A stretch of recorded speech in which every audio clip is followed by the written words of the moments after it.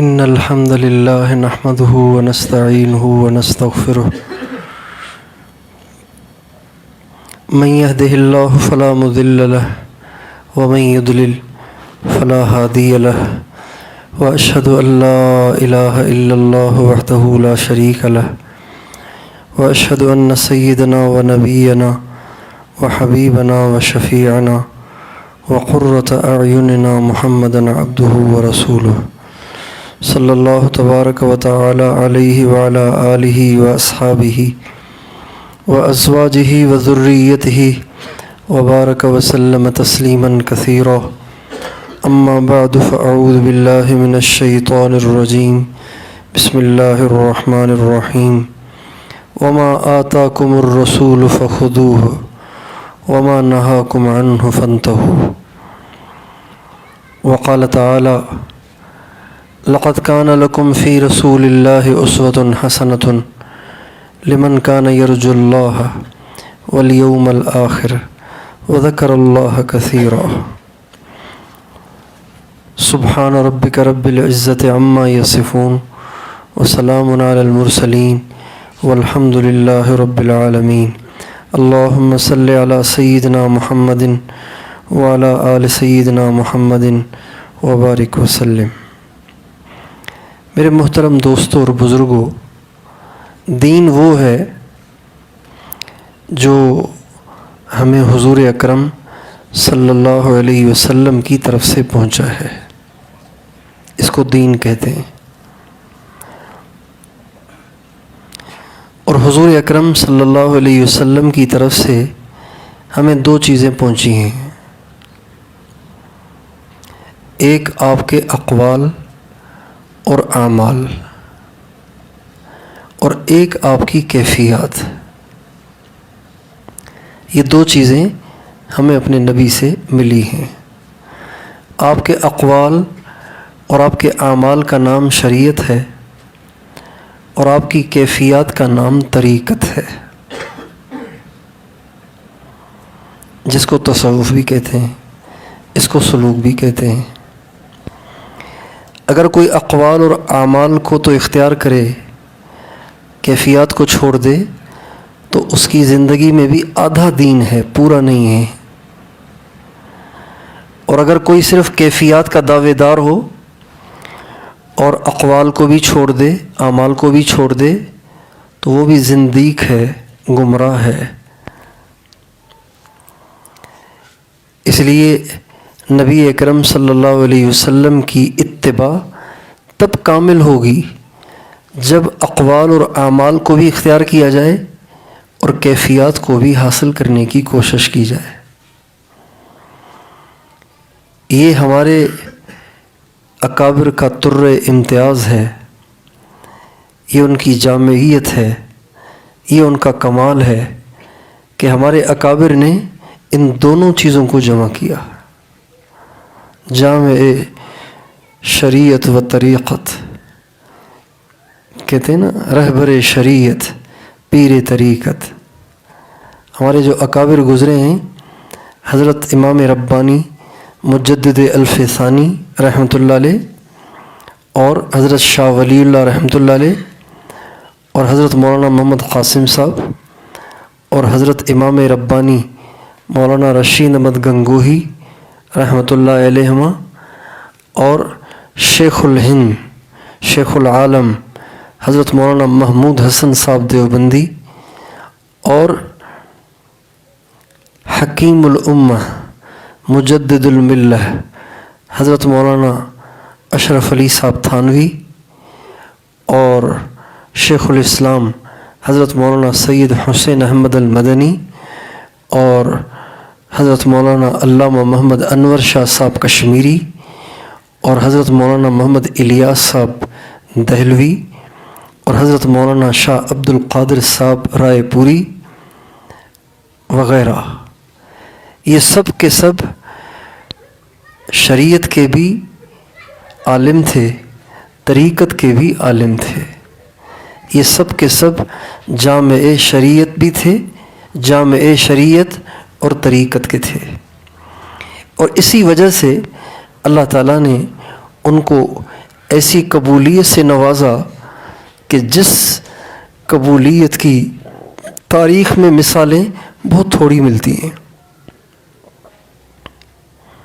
حضرت مولانا قاسم صاحب کے فیض کو اللہ تعالیٰ نے کہاں کہاں پہنچایا۔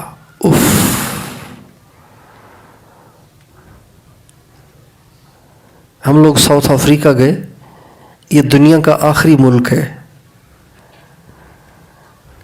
تو وہاں بھی یہی مدرسے جو آپ پڑھ رہے ہیں نا، قدوری، کافیہ، شرح جامی، کنز الدقائق، یہی کتابیں وہاں پڑھی جا رہی ہیں۔ دنیا کا آخری کنارہ، وہاں پر بھی یہی مدارس کا نظام، دارالعلوم زکریا، اس مدرسے کا نام ہے دارالعلوم زکریا، ہمارے حضرت شیخ مولانا زکریا صاحب کے نام سے انہوں نے بنایا دارالعلوم زکریا، ایک مدرسہ۔ دوسرا مدرسہ دارالعلوم آزاد ویل، یہ دو مدرسے بڑے مدرسے جوہانسبرگ میں۔ اور یہی ترتیب آپ یو کے چلے جائیں، برطانیہ چلے جائیں، مدارس کا جال بچھا ہوا ہے اور نظام وہی جو دارالعلوم دیوبند سے آیا۔ دنیا میں پتہ نہیں کہاں کہاں مولانا قاسم صاحب کے فیض کو اللہ تعالیٰ نے پہنچایا۔ یہ ان کی قبولیت تھی، اور یہ قبولیت اس وجہ سے ان کو حاصل نہیں ہوئی کہ وہ بڑے ذہین تھے، بڑے فطین تھے، نہیں، یہ قبولیت ان کو اس وجہ سے حاصل ہوئی کہ ان کا اللہ سے تعلق بڑا کمال کا تھا، اور اللہ سے تعلق میں کمال کے پیدا ہونے کا سبب سید الطائفہ حضرت مولانا حاجی امداد اللہ صاحب مہاجر مکی رحمۃ اللہ علیہ بنے۔ اگر مولانا قاسم صاحب، اگر مولانا رشید احمد گنگوہی صاحب، اگر یہ دونوں حضرات حضرت حاجی امداد اللہ صاحب کا دامن نہ پکڑتے تو کبھی بھی اس قبولیت کو نہ پاتے جس کو انہوں نے پایا۔ حضرت تھانوی رحمۃ اللہ علیہ کو اللہ تعالیٰ نے کس درجے کی قبولیت عطا فرمائی؟ حضرت تھانوی رحمۃ اللہ علیہ کو کس درجے کی قبولیت دی؟ وہ فرماتے ہیں کہ یہ سب فیض ہے حضرت حاجی امداد اللہ صاحب کا۔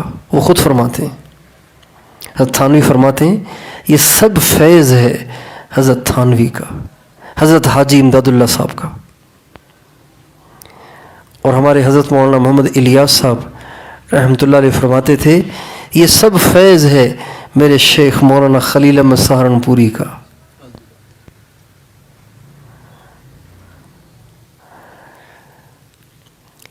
تو نبی کریم صلی اللہ علیہ وسلم کی اتباع کامل تب ہوگی جب ہم اقوال اور اعمال کو بھی لینے والے ہوں اور آپ کی کیفیات کو بھی لینے والے ہوں، یعنی شریعت کے بھی طالب ہوں اور طریقت کے بھی طالب ہوں۔ نری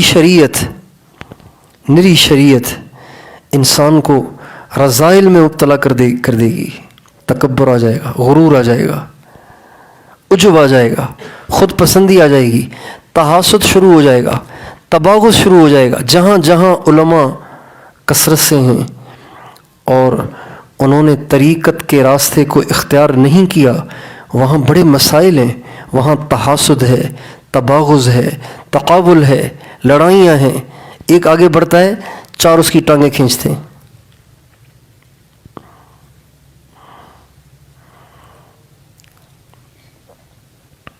جبکہ یہ ہمارے اکابر کا طرز نہیں تھا۔ ہمارے اکابر کا طرز یہ تھا کہ وہ اوروں کو آگے بڑھاتے تھے، خود پیچھے ہوتے تھے۔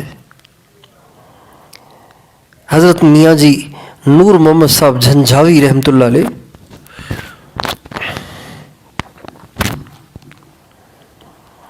میاں جی نور محمد صاحب جھنجھاوی رحمۃ اللہ علیہ، یہ شیخ ہیں حضرت حاجی امداد اللہ صاحب مہاجر مکی رحمۃ اللہ علیہ کے۔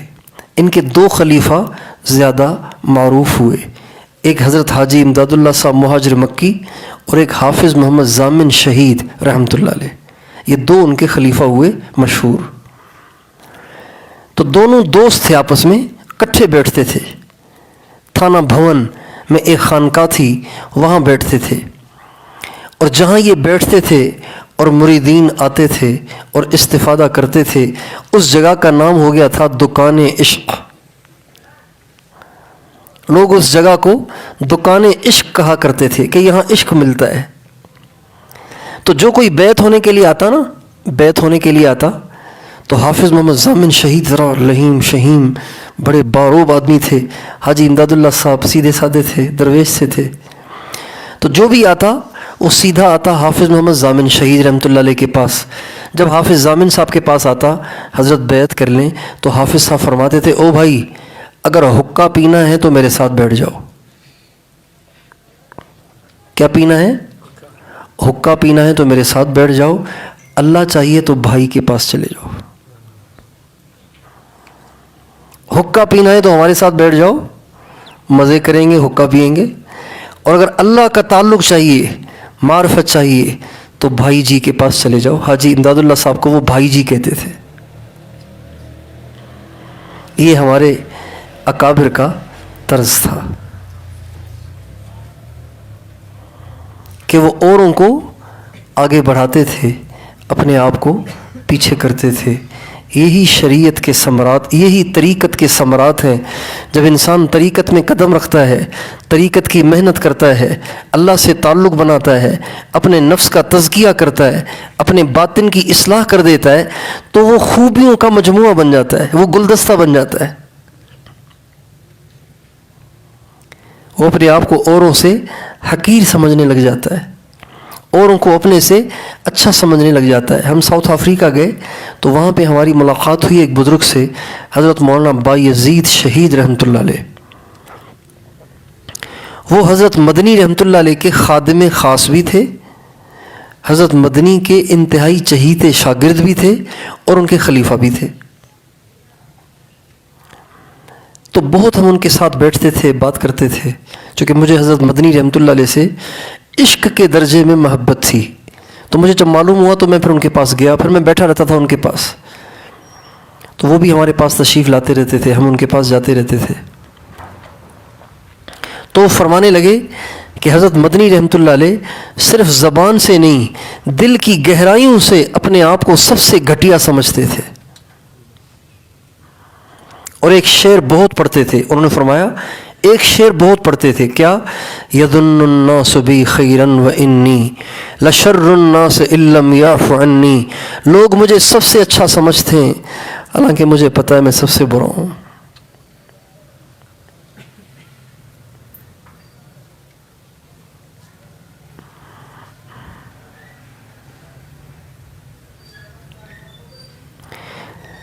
سید الطائفہ حضرت مولانا حاجی امداد اللہ صاحب مہاجر مکی رحمۃ اللہ علیہ کا معمول تھا کہ تہجد کے وقت میں تنہائی میں بیٹھ کے بہت روتے تھے اور ایک شعر پڑھتے تھے، روزانہ کا معمول تھا ان کا یہ، اے خدا این بندارا رسوا مکن گر بدم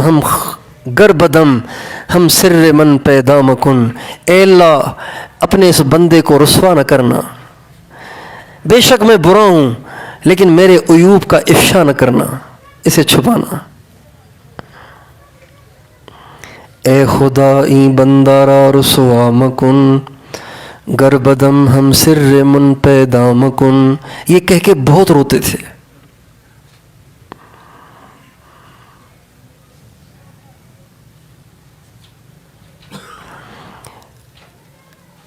حضرت حکیم الامہ تھانوی رحمۃ اللہ علیہ فرماتے ہیں کہ میں قسم کھا کے کہتا ہوں کہ میں نے اپنے آپ کو کبھی کسی فرنگی کافر سے بھی بہتر نہیں سمجھا۔ ہم تو اپنے ساتھ والے علماء سے اپنے آپ کو بڑا سمجھتے ہیں، اپنے سے سینئر علماء کو بھی بڑا سمجھتے ہیں۔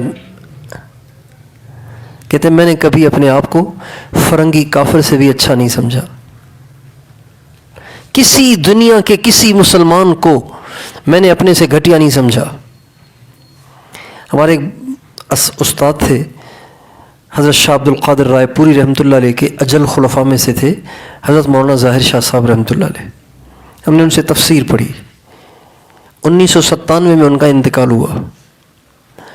انتقال کے بعد چند دن کے بعد اندرون سال پیدل کی ایک جماعت چل رہی تھی، اندرون پیدل سال ایک جماعت چل رہی تھی سرگودا کی، سندھ میں۔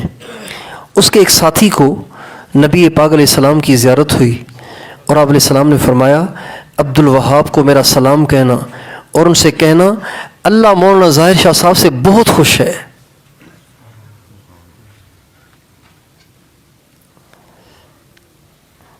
یہ بات ہوئی۔ پھر ان کے بیٹے کو، مولانا ظاہر شاہ صاحب کے بیٹے کو خود مولانا کی زیارت ہوئی، ایک بہت بلند و بالا مقام دیکھا ان کا، تو پوچھا ابا جی آپ کو اللہ نے اتنا اونچا مقام کیسے دیا؟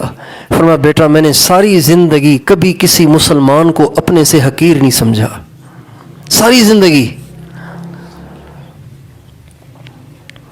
یہ فائدہ ہے شریعت اور طریقت کو جمع کرنے کا کہ انسان عجیب ہو جاتا ہے، عجیب ہو جاتا ہے، فرشتہ بن جاتا ہے۔ کمیاں رہتی ہیں، کامل نہیں بنتا کوئی، ایسا معصوم کوئی نہیں بنتا کہ اس سے کبھی کوئی گناہ ہی نہ ہو۔ گناہ تو سب سے ہوتا ہے، جب تک انسان ہے تب تک اس سے غلطیاں ہوتی رہیں گی، لیکن وہ عجیب و غریب صفات کا مجموعہ بن جاتا ہے جب انسان شریعت اور طریقت کو جمع کرتا ہے۔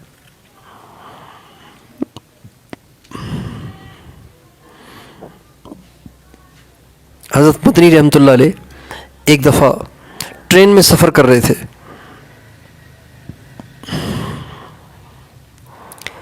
تو ایک سکھ ان کے ساتھ بیٹھا ہوا تھا۔ سکھوں کی شکل عجیب سی ہوتی ہے نا، سکھوں کی شکل بھی عجیب سی ہوتی ہے، بڑی عجیب و غریب مونچھیں ہوتی ہیں ان کی اور عجیب سی شکل ہوتی ہے ان کی۔ سکھ ان کے ساتھ سفر کر رہا تھا اسی کمپارٹمنٹ میں جس میں حضرت مدنی تھے، تو اچانک بیٹھے ہوئے تھے تو اس کو باتھ روم جانے کا تقاضا ہوا، واش روم جانے کا، بیت الخلاء جانے کا تقاضا ہوا، تو وہ ایک دم اٹھ کے گیا لیکن واپس آ گیا، یعنی ایسے محسوس ہوا کہ یہ فارغ نہیں ہوا، بس یہ گیا ہے اور واپس آ گیا ہے۔ اب اس کو پیٹ میں تکلیف بھی ہو رہی ہے، تو حضرت مدنی سمجھ گئے کہ یہ فارغ نہیں ہوا۔ حضرت مدنی اٹھے اور جا کے دیکھا کہ دیکھوں تو صحیح کیوں نہیں فارغ ہوا، کیا مسئلہ ہے وہاں پہ؟ بیت الخلاء کا دروازہ نہیں ہے، کوئی اور مسئلہ ہے، کیا مسئلہ ہے؟ جب وہاں گئے تو دیکھا کہ سارا بیت الخلاء پاخانے سے بھرا ہوا تھا۔ شیخ الاسلام قطب الاقطاب حضرت مولانا سید حسین احمد مدنی رحمۃ اللہ علیہ کون تھے وہ میں بعد میں عرض کرتا ہوں۔ اپنے ہاتھوں سے ٹرین کے اس بیت الخلاء کو صاف کیا اور دھو کر صاف کر کے جا کے اس سکھ سے کہا بابو جی آپ بیت الخلاء گئے کیوں نہیں؟ کہا وہ گندا ہو رہا ہے۔ تو کہا نہیں گندا تو نہیں ہو رہا، آپ جا کے دیکھیں گندا کہاں ہو رہا ہے، میں ابھی دیکھ کے آیا ہوں گندا نہیں ہو رہا۔ جب وہ سکھ دوبارہ گیا تو بیت الخلاء بالکل صاف تھا۔ سکھوں کے لیے پاخانہ اٹھایا حضرت مدنی نے، اور حضرت مدنی کون تھے؟ حضرت مولانا امام الاولیاء مولانا احمد علی لاہوری رحمۃ اللہ علیہ، ان کے بیٹے تھے مولانا عبید اللہ انور رحمۃ اللہ علیہ، ان کے جانشین بھی تھے۔ یہ دارالعلوم دیوبند میں پڑھتے تھے، حضرت مدنی کے شاگرد تھے۔ جب چھٹیاں پوری کر کے واپس مدرسے جانے لگے تو حضرت لاہوری رحمۃ اللہ علیہ نے اپنے بیٹے کو اپنی داڑھی کے بال دیے، کنگھی کرنے سے بال جھڑتے ہیں نا تو وہ بال جمع کرتے ہیں، تو وہ بال انہوں نے اپنے بیٹے مولانا عبید اللہ انور کو دیے اور کہا بیٹا حضرت مدنی کی جوتی کہیں پڑی ہو نا تو موقع پا کے میرے ان بالوں کو حضرت مدنی کی جوتی میں موچی سے سلوا لینا،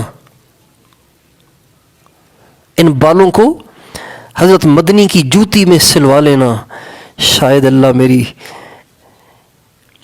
اس برکت سے بخشش کر دے۔ حضرت لاہوری کی داڑھی کے بال حضرت مدنی کی جوتی میں، اس سے اندازہ لگائیے کہ حضرت مدنی کون تھے۔ اور سکھ کے لیے بیت الخلاء صاف کر رہے، اپنے ہاتھ سے پاخانہ اٹھا رہے ہیں۔ یہ صفات آج کہاں گم ہو گئی ہیں؟ کیوں انقا ہو گئی ہیں؟ کہاں غائب ہو گئی ہیں؟ کہاں چلی گئی ہیں؟ اس سے کیوں محرومی ہو گئی ہے؟ اس لیے کہ آج کے اہل دین نے شریعت کو لے لیا ہے، طریقت کو چھوڑ دیا ہے، اس لیے ادھورے دین پہ چل رہے ہیں، اس لیے صفات پیدا نہیں ہو رہی۔ اس لیے بھائیو، شریعت اور طریقت کا جمع کرنا یہی کامل دین ہے، یہی کامل اتباع رسول ہے، اور ان میں سے کسی ایک کو چھوڑنا یہ نقصان کا باعث ہے۔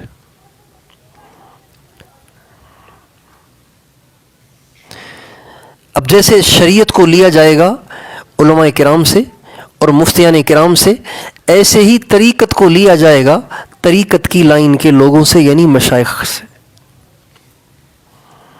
شریعت ملے گی مدارس سے، طریقت ملے گی خانقاہوں سے۔ حضرت حکیم الامہ حضرت تھانوی رحمۃ اللہ علیہ فرماتے ہیں، جو عالم مدرسے سے فارغ ہو اور کسی خانقاہ میں جا کے کسی شیخ سے اپنی اصلاح نہ کرائے، اس کی مثال اس شخص کی سی ہے جس نے وضو تو کیا ہے لیکن نماز نہیں پڑھی۔ بس وہ روزانہ وضو کرتا ہے 5 دفعہ، دن میں 5 دفعہ وضو کرتا ہے لیکن نماز نہیں پڑھتا۔ تو بھئی جو دن میں 5 دفعہ وضو کرے، نماز نہ پڑھے، تو وہ جہنم سے بچ جائے گا۔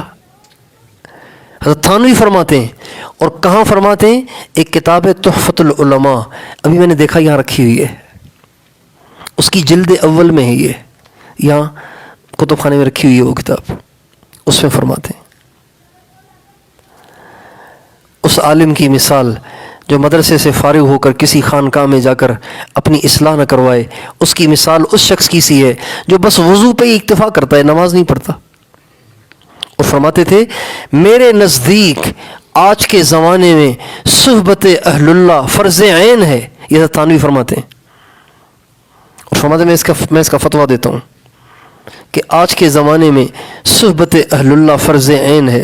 تو جس دور میں انہوں نے فرمایا، اس زمانے میں تو انٹرنیٹ بھی نہیں تھا، فیس بک بھی نہیں تھا، یوٹیوب بھی نہیں تھا، فحاشی بھی نہیں تھی، فلمیں بھی نہیں تھیں، اور یہ آج کل جو فتنے نمودار ہو رہے ہیں یہ بھی نہیں تھے۔ تو بتائیے، جب اس زمانے میں صحبت اہل اللہ کی اہمیت اتنی تھی، تو آج کے زمانے میں صحبت اہل اللہ کی اہمیت کا اندازہ کوئی لگا سکتا ہے؟ لیکن افسوس، صد افسوس کہ آج اہل علم، اہل دین اس سے یکسر غافل ہیں، جس کی وجہ سے ہم دین کی خدمت بھی کر رہے ہیں، ساتھ ساتھ کبائر میں مبتلا بھی ہو رہے ہیں۔ ادھر دین کی خدمت ہو رہی ہے، ادھر غیبت ہو رہی ہے، ادھر دین کی خدمت ہو رہی ہے، ادھر بدنظری ہو رہی ہے، ادھر دین کی خدمت ہو رہی ہے، ادھر بدگمانی ہو رہی ہے، ادھر دین کی خدمت ہو رہی ہے، ادھر اپنے ہی بھائیوں کی ٹانگیں کھینچی جا رہی ہیں، ادھر دین کی خدمت ہو رہی ہے، اور ادھر پتہ نہیں کن کن رذائل میں ہم مبتلا بھی ہو رہے۔ اس لیے ضرورت ہے اس بات کی کہ ہم اور آپ شریعت اور طریقت دونوں کو جمع کریں۔ اس کے بغیر ہمارا دین ناقص رہے گا، اس کے بغیر ہماری اتباع نبی کام ناقص رہے گی۔ اس کے لیے ہم مشائخ کے ساتھ جڑیں، مشائخ سے تعلق بنائیں اور اپنی اصلاح کروائیں، اور ان کے بتائے ہوئے معمولات کی پابندی کریں۔ اور جتنے دین کا کام کرنے والے ہیں، ان کو روزانہ تنہائی میں بیٹھ کے ضرور اللہ کو یاد کرنا چاہیے۔ جو لوگ دین کی خدمت کرتے ہیں لیکن خلوت میں بیٹھ کے اللہ کو یاد نہیں کرتے، یہ لوگ آہستہ آہستہ ابتدا تو کرتے ہیں دین کے کام کی، لیکن آگے چل کے ان کا دین بھی دنیا بن جاتا ہے۔ یہ پکی ٹھکی بات ہے۔ شروع کرتے ہیں اللہ کے لیے، لیکن آگے چل کر وہ کام اللہ کے لیے نہیں رہتا، وہ غیر کے لیے بن جاتا ہے، اور آگے چل کر وہ دین نہیں رہتا بلکہ دنیا بن جاتا ہے۔ جو لوگ تنہائی میں بیٹھ کے اللہ کو یاد کرنے کو اپنا معمول نہیں بناتے۔ حضور نبی کریم صلی اللہ علیہ وسلم کی ذات اقدس کو دیکھیں، اللہ کیا فرما رہے ہیں؟ یا ایھا المزمل قم اللیل الا قلیلا نصفہ او انقص منہ قلیلا او زد علیہ ورتل القرآن ترتیلا انا سنلقی علیک قولا ثقیلا ان ناشئۃ اللیل ہی اشد وطئا واقوم قیلا ان لک فی النہار سبحا طویلا واذکر اسم ربک وتبتل الیہ تبتیلا۔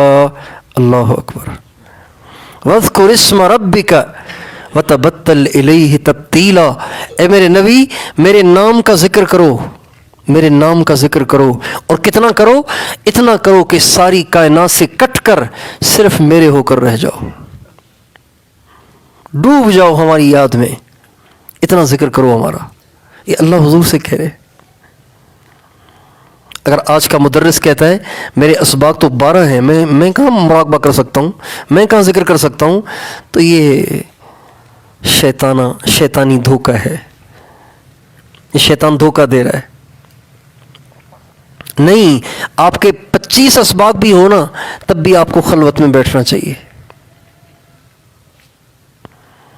آپ سوتے بھی نہیں ہیں، کھاتے بھی نہیں ہیں، پیتے بھی نہیں ہیں، پڑھاتے ہی رہتے ہیں، پھر بھی آپ کو تنہائی میں بیٹھنا چاہیے، اس لیے کہ تنہائی میں بیٹھے بغیر انسان میں اخلاص پیدا نہیں ہوتا، اس کا تعلق اللہ سے مضبوط نہیں بنتا۔ اور ہمارے اکابر کی زندگیاں اٹھا کے دیکھیے کہ ہمارے اکابر میں سے ایک فرد واحد بھی ایسے نہیں ہیں جن کی گھنٹوں تنہائی میں نہ گزرتے ہوں، گھنٹوں تنہائی میں نہ گزرتے ہوں۔ حضرت گنگوہی کی تنہائی ایسی تھی کہ جب تنہائی میں بیٹھتے تھے، خلوت میں بیٹھتے تھے، تو کوئی ان کے پاس نہیں جا سکتا تھا، صرف 2 شخصوں کو تنہائی میں جانے کی اجازت تھی۔ ایک کا نام مولانا یحییٰ صاحب ہے جو ہمارے حضرت شیخ کے والد گرامی ہیں، اور ایک کا نام مولانا الیاس صاحب ہے جو تبلیغ کے بانی ہیں۔ ان 2 کو خلوت میں جانے کی اجازت تھی اور کسی کو نہیں۔ مولانا الیاس صاحب بچے تھے، 10 سال کی عمر تھی ان کی، 10-12 سال کی عمر تھی، ان کو خلوت میں جانے کی اجازت تھی اور کسی کو نہیں۔ حضرت گنگوئی فرماتے تھے الیاس تنہائی میں میرے پاس آ جائے تو میری خلوت پہ فرق نہیں پڑتا، الیاس اگر خلوت میں میرے پاس آ جائے تو میری خلوت میں فرق نہیں پڑتا۔ انسانوں کے قلوب کی کیفیت کا اثر پڑتا ہے۔ آپ علیہ السلام فرماتے ہیں میں نماز پڑھا رہا ہوتا ہوں، جو میرے پیچھے مقتدی کھڑے ان کے قلوب کی کیفیت کا مجھ پہ اثر ہو جاتا ہے اور میں قرآن بھول جاتا ہوں، مجھے قرآن میں غلطی لگ جاتی ہے۔ یہ حضور پاک علیہ السلام فرما رہے ہیں، ہے نا ایسے حدیث بھائی ہے؟ تو اوروں پہ تو اثر ہونا ہی ہونا ہے۔ لیکن حضرت امام ربانی مولانا رشید احمد گنگوئی فرماتے ہیں الیاس کے خلوت میں آنے سے میری خلوت پہ فرق نہیں پڑتا۔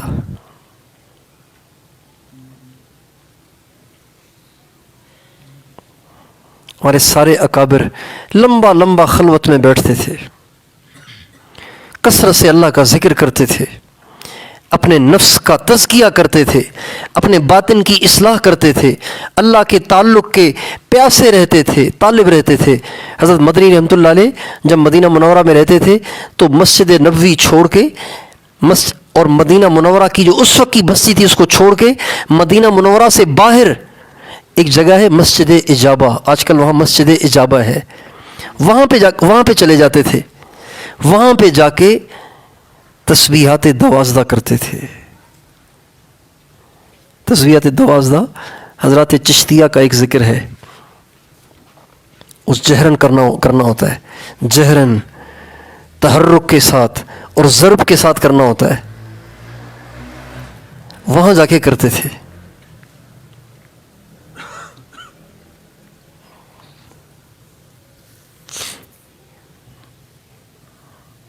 حضرت مولانا الیاس صاحب رحمۃ اللہ علیہ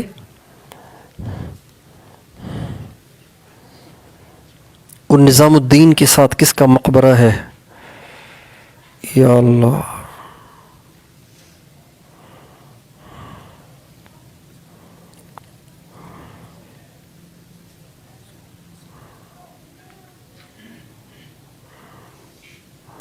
ذہن میں نہیں آ رہا۔ ایک مقبرہ ہے، حضرت مولانا الیاس صاحب صبح وہاں چلے جاتے تھے، ظہر کی نماز تک وہاں ذکر کرتے تھے۔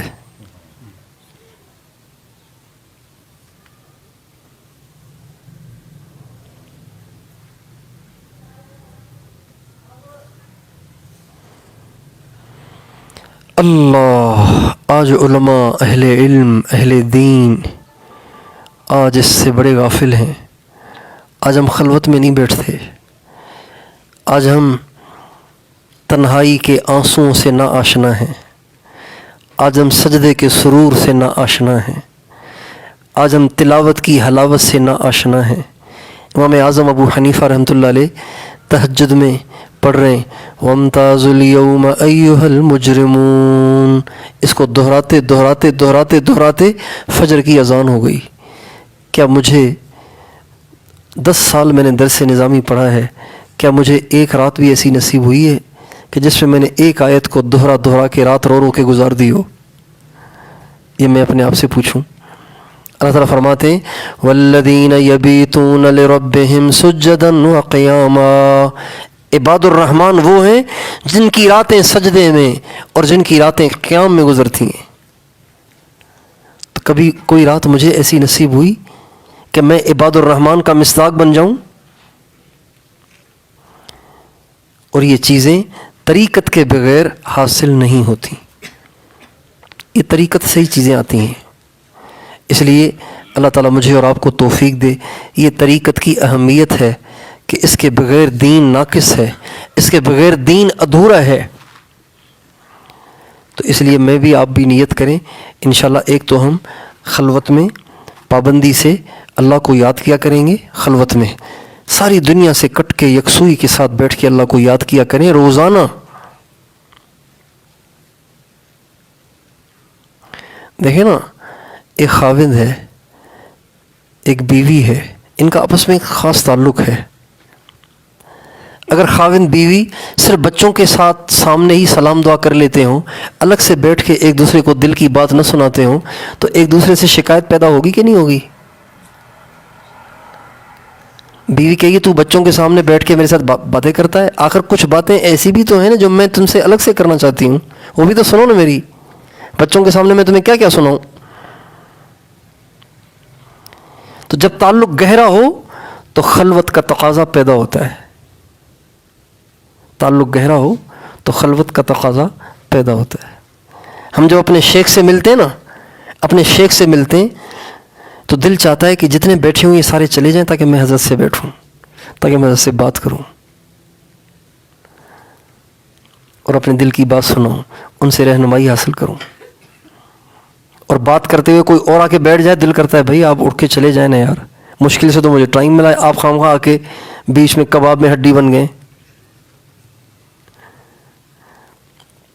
تو اسی طرح اللہ بھی چاہتا ہے میرا بندہ میرے ساتھ خلوت میں بیٹھے، اس طرح بیٹھے کہ بس میرا ہی رہے، میرے سوا کسی کا نہ رہے۔ اس لیے ہمیں روزانہ خلوت کے لیے ٹائم نکالنا چاہیے، اہل اللہ کی صحبت میں رہ کر طریقت کو سیکھنا چاہیے، اپنے نفس کا تزکیہ کرنا چاہیے، اور شریعت اور طریقت دونوں کا ہمیں جامع بننا چاہیے۔ کوشش فرمائیں گے انشاءاللہ، اللہ تعالی ہم سب کو توفیق عطا فرمائے۔ درود شریف پڑھ لیجئے۔ لا الہ الا انت سبحانک انی کنت من الظالمین، اللہم صلی علی سیدنا محمد وعلی آل سیدنا محمد وبارک وسلم۔ اے اللہ، ہم تیرے عاجز مسکین بندے ہیں، ساری زندگی گناہوں میں گزاری ہے۔ اے اللہ ہماری ساری زندگی گناہوں سے بھری پڑی ہے۔ اے اللہ اب ہم گناہوں سے تنگ آ کر، اے اللہ گناہوں سے بیزار آ کر آج تیرے دروازے پہ آئے ہیں۔ اے اللہ اپنے گناہوں کی آپ سے معافی چاہتے ہیں، ہم سب کے سارے گناہوں کو معاف فرما۔ اے اللہ جو جان کے کیے وہ بھی معاف فرما، جو بھول کے کیے وہ بھی معاف فرما، ہمارے کبائر بھی معاف فرما، ہمارے صغائر بھی معاف فرما، جو چھپ کے کیے وہ بھی معاف فرما، جو اوروں کے سامنے کیے وہ بھی معاف فرما۔ اے اللہ ہماری کم قسمتی کہ ہم گناہ کر کر کے اپنے بالوں کو سفید کر بیٹھے اور اپنے دل کو سیاہ کر بیٹھے۔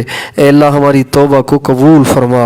اے اللہ ہماری خطاؤں سے درگزر فرما، ہماری نگاہوں کو پاک فرما۔ اے اللہ ہمارے دلوں کو صاف فرما، ہمارے سینے کو اپنی محبت اور معرفت سے لبریز فرما۔ اے اللہ ہمیں حرام بولنے سے بچا، حرام دیکھنے سے بچا، حرام سننے سے بچا، حرام کرنے سے بچا، حرام کھانے اور پینے سے بچا۔ اے اللہ ہمیں گناہوں سے محفوظ فرما، تقوی والی زندگی عطا فرما۔ اے اللہ ہماری نیت تو تقوی پہ چلنے کی ہے، لیکن شیطان بدبخت ہمیں تقوی والے راستے پہ چلنے چلنے نہیں دیتا۔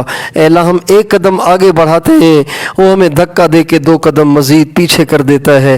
اے اللہ اسی کشمکش میں ہمارے بال سفید ہو گئے، اے اللہ ہماری ہڈیاں کمزور ہو گئیں، اے مالک الملک اب وہ طاقت نہیں رہی جو کبھی ہوا کرتی تھی۔ اے اللہ اسی کشمکش میں اے اللہ تجھے ڈھونڈتے ڈھونڈتے ہمارے بال سفید ہو گئے، لیکن ہائے ہماری کم قسمتی کہ ہم تجھے پا نہ سکے۔ اے اللہ اے اللہ اے اللہ نمازیں پڑھ پڑھ کے بال سفید ہو گئے، گھٹنوں پہ نشان پڑ گئے، ماتھے پہ محراب بن گئے، لیکن اے اللہ ایک سجدہ بھی تیری محبت کا نصیب نہ ہوا۔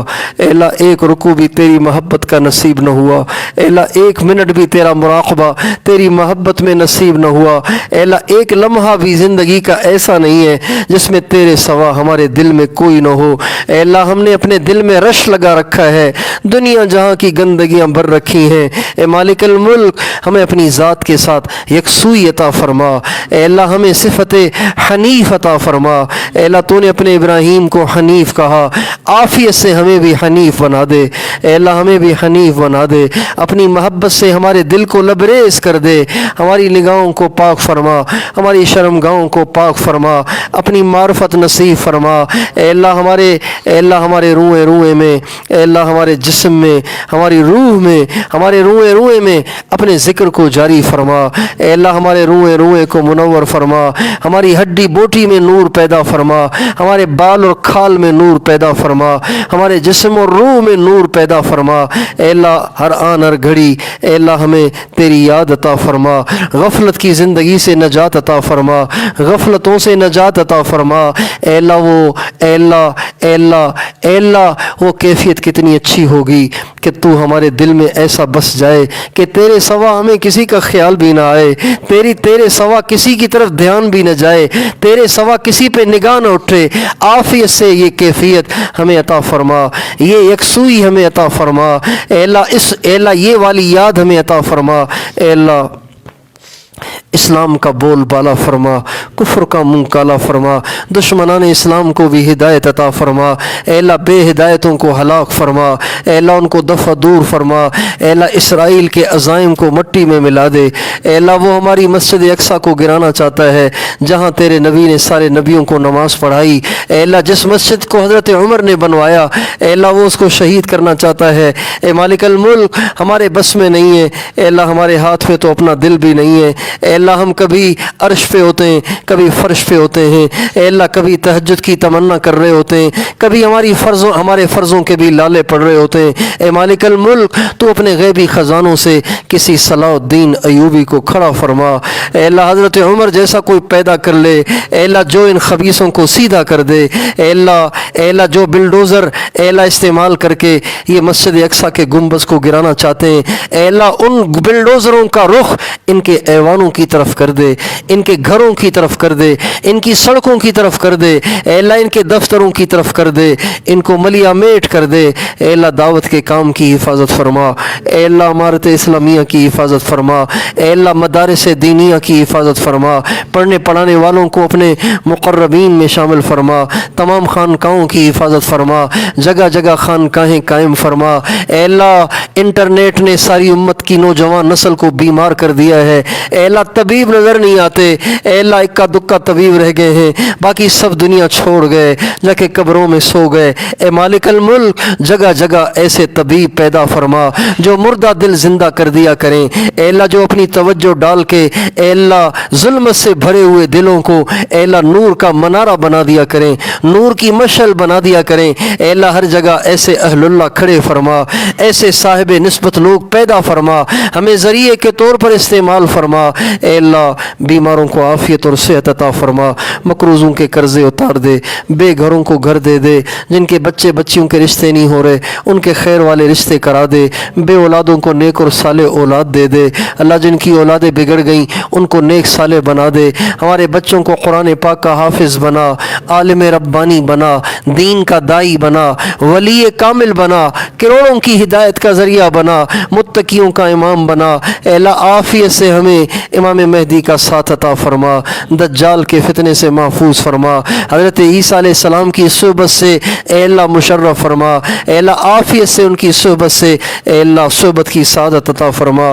اے اللہ اے اللہ بے قصور قیدیوں کو عافیت سے آزاد فرما، اس سارے مجمع کو اپنا کامل ولی بنا، اے اللہ ان کے دلوں میں اپنی محبت کو بھر دے، ان کے دلوں کو اپنی محبت سے لبریز فرما، اے اللہ اس مدرسے کو دن دگنی رات چگنی ترقی عطا فرما۔ محتمم صاحب، ناظم صاحب، اے اللہ ان کو اپنے مقربین میں شامل فرما، اے اللہ تمام اساتذہ کو اپنے مقربین میں شامل فرما، تمام طلبہ کو اپنے مقربین میں شامل فرما، تمام معاونین کو اپنے مقربین میں شامل فرما، تمام ضروریات کا اپنے غیبی خزانوں سے تکفل فرما، اے اللہ اس علاقے کے تمام مدارس کو مزید قبولیت عطا فرما اور غیبی خزانوں سے سب کی ضرورتیں پوری فرما۔ اے اللہ باطل کے بنائے ہوئے نظام کو توڑ کے رکھ دے، اے اللہ ملیا میٹ کر دے، ختم کر دے، اے اللہ حضور کا لایا ہوا نظام ساری دنیا میں قائم اور دائم فرما۔ اے اللہ جو خیریں ہم نے مانگی وہ بھی عطا فرما، اے اللہ جو مانگنے سے رہ گئی وہ بھی عطا فرما، جو ہمارے آقا نے مانگی ان میں سے بھی وافر حصہ عطا فرما، جن شرور سے ہمارے آقا نے پناہ مانگی ہمیں بھی پناہ عطا فرما۔ اس مجمع میں جن کے جائز ارمان ہوں، اے اللہ پریشانیاں ہوں، جائز ارمان پورے فرما، پریشانیاں دور فرما۔ جو ہمارے عزیز و اقارب دنیا سے چلے گئے، اے اللہ ان کی قبروں کو منور فرما۔ جو ہمارے اساتذہ مشائخ دنیا سے چلے گئے، اے اللہ ان سب کی قبروں کو منور فرما، درجات کو بلند فرما، جنت الفردوس میں جگہ عطا فرما۔ جو انہوں نے ہمارے ساتھ احسان کیا ان کا اپنے شایان نشان بہترین ان کو بدلہ عطا فرما۔ آمین۔ وصلی اللہ علی النبی الکریم وعلی آلہ وصحبہ اجمعین۔